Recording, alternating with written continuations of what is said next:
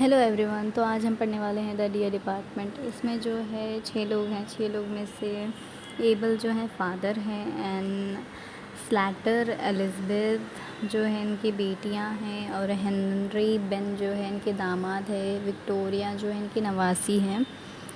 सो Mrs Slater जो है उनकी बेटी के ऊपर चिल्ला रही होती है फर्स्ट में कि ये क्या पहन कर आ गई हो, तुम्हें पता नहीं है क्या दादाजी मर गए हैं, तुम ये पहन कर क्यों आई हो, कलर कलर के कपड़े। अभी आंटी आएंगी तो क्या बोलेंगी, एलिज़ाबेथ आंटी आ रही है, जाओ चेंज करके आओ। तो विक्टोरिया बोलती है वो लोग क्यों आ रहे हैं मम्मा, अभी कितने के साल से तो वो नहीं आया, अभी क्यों आ रहे हैं। तो स्लैटर बोलती है वो आ रहे हैं ग्रैंडपा के लिए, क्योंकि वो मर चुके हैं, चले गए हैं ना, इसीलिए वो आ रहे हैं देखने के लिए। हेनरी अभी तो नहीं आए ना बल्कि बोलता है। Then Slater you can see they have not you can't you now Victoria be off upstairs, जाओ ये बदल कर आओ बोल के विक्टोरिया से कहती है स्लैटर। स्लैटर अभी जो है I am not satisfied but it's the best we can do till our new blacks ready, then Elizabeth will never have thought about morning yet, so we outshine them.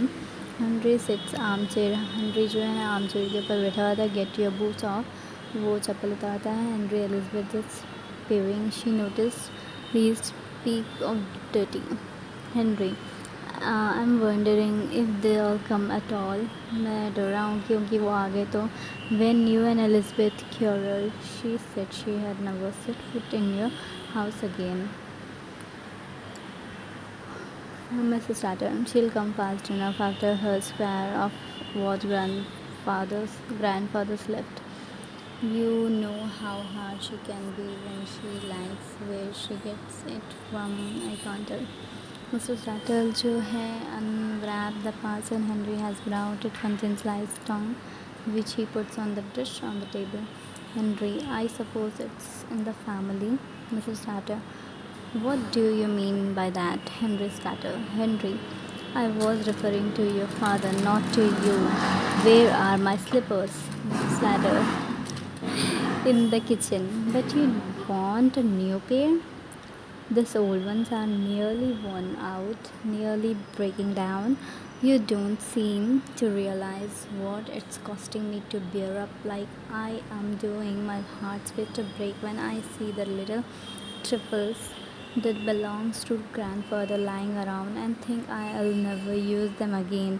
Briskly, here, you had better wear the slippers of grandfather's now. It's lucky he had just got a new pair. Henry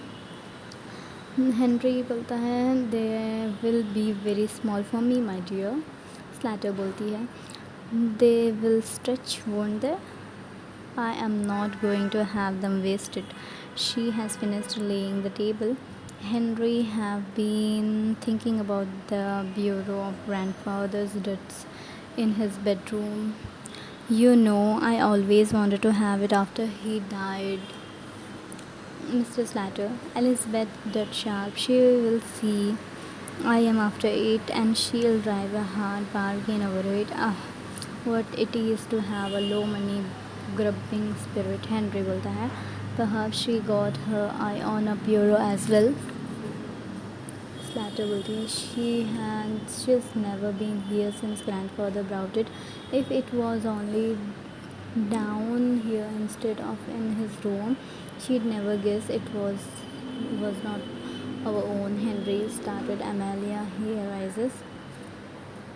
Mrs. Stater, Henry, why should not we bring that bureau down here now? We could do it before they come. Henry, I would not care to. Mrs. Slater, don't look so daft. Why not? Henry, it does not seem delicate somehow. Mr. Slater, we could put that shabby old chest on drawer upstairs where the bureau is now. Elizabeth could have that and welcome. I have always wanted to get rid of it.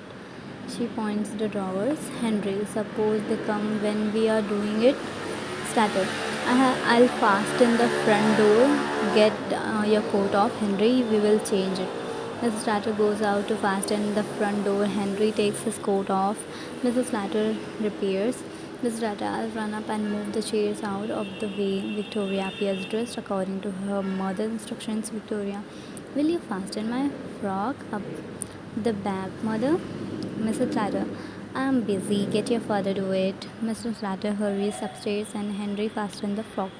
Victoria, what do you got your coat off for, father? Henry, mother and me is going to bring grandfather bureau down here. Victoria, after a moment's thought, are we pinching it before Aunt Elizabeth comes? Henry, shocked. No, my child. Grandpa gave it to your mother before he died. Victoria, this morning. Henry, yes. Victoria, he was drunk this morning. Henry, hush. You must not ever say he was drunk now. Henry was faster in the front, and Mrs. Tratter appears carrying a handsome clock under her arm. Mrs. Tratter, I thought I twitched this down as well. She puts it on the mantel, places out clocks worth nothing. This is always appeal to me. Victoria, there is Grandpa's clock. Mrs. Tratter, shut, be quiet. It's ours now. Come, Henry, lift your end. Victoria, don't breathe a word to your aunt about the clock and the bureau. They're carrying the chest of drawers and through the doorway. Victoria, to herself, I thought we have pinched them.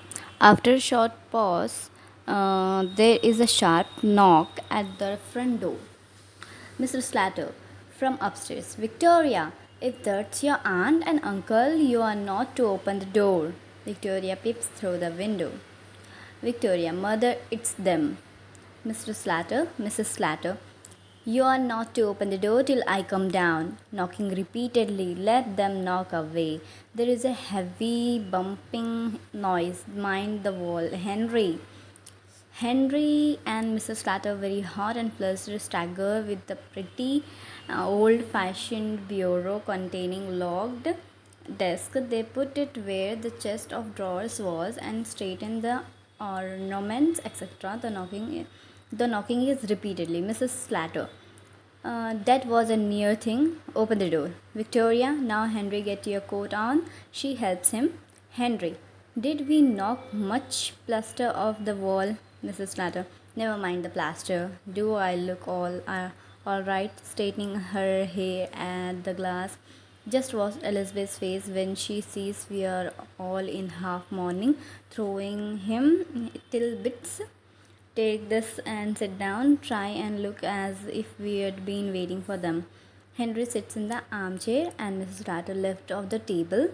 The read ostensibly Victoria Ushers is in Ben and Mrs. Jordan. The latter is a stouted, complacent woman with an impassive face and irritating air of being always right. She is wearing a complete and deadly outfit of new mourning, crowned by a great black hat with pomps. Ben is always in complete new mourning with black blouses and a band round his hat.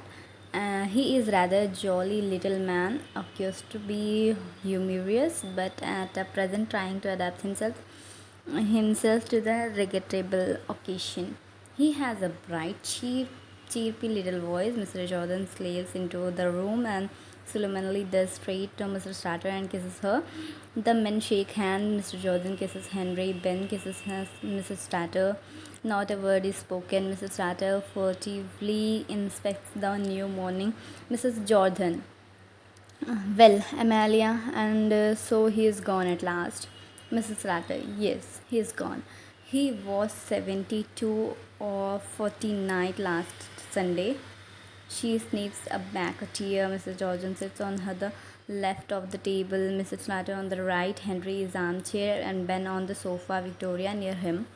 Ben, Kirpley. Now, Amelia, you must not give way. We have all got to die sometime or other. It might have been worse. So Mrs. Slatter said, I don't see how, Ben. It might have been one of us. Henry, it's taken you a long time to get there, Elizabeth. Mr. Johnson, oh, I could not do it. I really could not do it. Mrs. Slatter, suspiciously, could not do what? Mrs. Jordan. I could not start without getting the morning, glancing at her system. Mrs. Slatter, we are orderers. You may be sure, accidentally I never cold fancy buying ready-made things. Mr. Jordan, no, for myself it's such a relief to get into the black. And now perhaps you'll tell us all about it. What did the doctor say? Mrs. Slatter, oh, he's not been near yet. Mr. Jordan, not been near? Ben, in the same breath, did not you send for him at once? Mr. Chatter, of course I did. Do you take me for a fool? I sent Henry at once for Dr. Pringle, but he was out. Ben, you should have gone for another. Eliza. Mr. Jordan. Oh, yes, it's a fatal mistake, Mrs. Latter. Pringle attended him when he was alive, and Pringle shall attend him when he is dead. That's professional etiquette. Ben, well, you know what your own business best. But, Mr. Jordan, yes, it's a fatal mistake, Mr. Slatter. Don't talk so silly, Elizabeth. What good could a doctor have done? Mr. Jordan, look at the many cases of persons being restored to life hours after they were thought to be gone. Henry, that's when they have been drowned. Your father was not drowned, Elizabeth. Ben, humorously, there was not much fear of that. If there was one thing he could not bear, it was water. He laughed, but no one else does. Mr. Jordan, pained Ben. Ben is crushed at once. Mr. Slatter, I am sure he was regular enough. Mr. Johnny, if he did take a drop too much at times, we will not draw on that now. Mrs. Slatter, father had been married this morning. He went out soon after breakfast to pay his insurance bill. My word, it's a good thing he did. Mr. Jordan, he always was thoughtful in that way. He was too honorable to have gone without paying his premium. Mrs. Latter, well, he must have gone round to the Ringo Bells afterwards. Of the came is a merry as a sandboy. I say we are only waiting for Henry to start dinner. He says I don't know dinner. I'm going to bed. Ben, shaking his head. Ah, dear Henry. And when I came, I found him undressed, sure enough to saw in bed. He raises the hands, breathing. Mr. Jordan, definitely yes. He had a warning. I'm sure of that. Did he know you, Henry? Yes, spoke to me. Mr. Jordan, did he say he had a warning? Henry, no. He said, Henry, will you mind taking my boots off? I forgot before I got into bed, Mr. Jordan. He must have been wandering. Henry, no, he had got on right, Mrs. Satter. And when we had finished dinner, I thought I'd take up a bit of something on a tray. He was lying there for all the world as if he was asleep. So I put the tray down on the bureau, correcting herself, on the chest of drawers, and went to waken him. He was quite cold. Henry. Then I heard Amelia calling for me and ran upstairs. Mrs. Latter, of course, he could do nothing. Mr. Jordan, he was gone. Mrs. Jordan, Henry, there was not any doubt. Mrs. Jordan, I always knew I had so sudden in the end. Pause. They wiped the tears and sniffed back tears. Mrs. Slatter, raising briskly at length, business lighten. Well, we will go up and look at him now, or shall we have tea? Mrs. Jordan, what do you say, Ben? Ben, I'm not a particular. Mrs. Jordan, serving the table. Well, then, if the kettle nearly ready, we may as well have tea first. Mrs. Slatter puts the kettle on the fire and gets the tea ready. Henry, one thing we may as well decide now, the announcement in the papers. Mrs. Jordan, I was thinking of that. What would you put? Mrs. Slatter, at the residence of his daughter, 235 Upper Cornbank Street, etc. Henry, you will not care for a bit of poetry. Mrs. Jordan, I like never forgotten its refined. Henry, yes, but it's a father soon for that. Ben, you could not very well have forgotten him the day after. Mrs. Latta, I always fancy a loving husband and a kind father and faithful friend. Ben, doubtfully, do you think that's right? Henry, I don't think it's matter whether it's right or wrong. Mrs. Jordan, no, it's more for the look of the thing. Henry, I saw a verse in the evening news yesterday. Proper poetry it was. It rhymed. He gets the paper and reads. Despaired and forgotten by some you maybe, but the spot that contains you in scat to we. Mrs. Jordan, that's never do. You don't say scat to we. Henry, it's in the paper. Mrs. Slatter, you will not say it if you were speaking properly, but it's different in poetry. Henry, poetic license, you know. Mrs. Jordan, no, that's all never do. We want a word that say how much we loved him and refers to all his good qualities and says what a heavy loss we had. Mrs. Latter, you want a whole poem that's cost a good lot. Mrs. Jordan, well, we will think about it after tea and then we'll look through his bits of things and make a list of them. There's all the future furniture in his room. Henry, there is no jewelry or valuables of that sort. Mrs. Jordan, except this gold watch. He promised it to our Jimmy. Mrs. Slatter, promised your Jimmy? I never heard of that. Mrs. Jordan, oh, but he did. Amelia, when he was living with us, he was very fond of Jimmy. Mrs. Clatter, well, amazed. I don't know. But anyhow, there is his insurance money. Have you got the receipt for the premium he paid this morning, Mrs. Clatter? I have not seen it. Victoria jumps up from the sofa and comes behind the table. Victoria, Mother, I don't think Grandpa went to pay his insurance this morning, Mrs. Latter. He went out. Victoria, yes, but he did not go into the town. He met old Mr. Tassella down the street and they went off past St. Philip's Church. Miss Latter to right. Oh, bells, I'll be about. Ben, the Ringo bells. Mrs. Latter, the public house that John Shocker's widow keeps is always hanging about there. Oh, if he has not paid it. Ben, do you think he has not paid it? Was it overdue? Mrs. Latter, I should think it was overdue. Mrs. Jordan, sometimes tell me he's not paid it. I have warning, I know it, he is not paid it. Ben, the drunken old beggar. Mrs. Jordan, he is gone it on the purpose just to annoy us.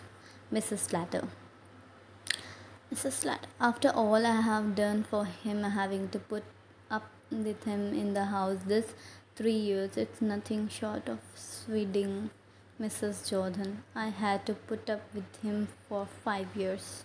Mrs. Slatter, and you were trying to turn him over to us all the time.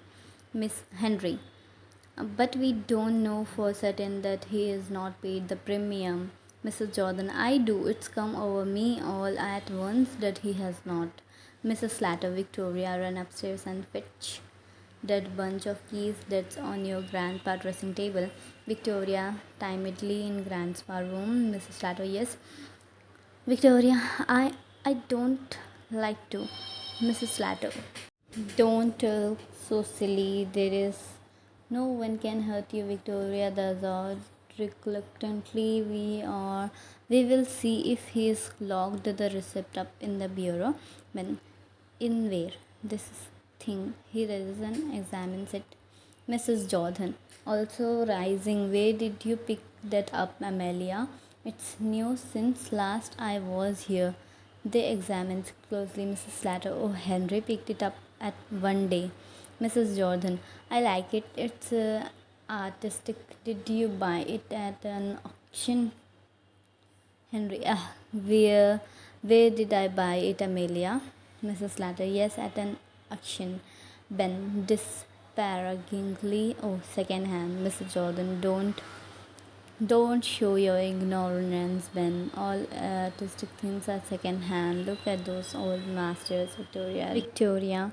Mother, Mrs. Slatter. What is it, child? Victoria. Grandpa getting up. Ben, what? Mrs. Slatter. What do you say? Victoria. Grandpa getting up, Mr. Jordan. The child's crazy. Mrs. Slatter. Don't talk so silly. Don't you know your grandpa dead? Victoria. No, he's getting up. I saw him. They are transfixed with amazement. Ben and Mr. Jordan left of table. Victoria clings to Mr. Slatter, right of table. Henry near fireplace. Mrs. Jordan. You had better go up and see for yourself, Amelia. Mrs. Slatter.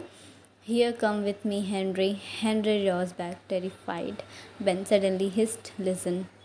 They look at the door. A slight clucking is heard outside. The door opens, revealing an old man clad in a faded but gay dressing gown. He is in his shocking feet, although over 70. He is vigorous and well colored. His brightly malicious eyes twinkle under his heavy reddish gray eyebrows. He is obviously the grandfather Abel Marworth or else his ghost. That's it, guys. The end of the story like this. And the writer is Willem Santel Hong Tong. He Thank you for watching. Please like, share, comment, subscribe. Thank you. Bye bye.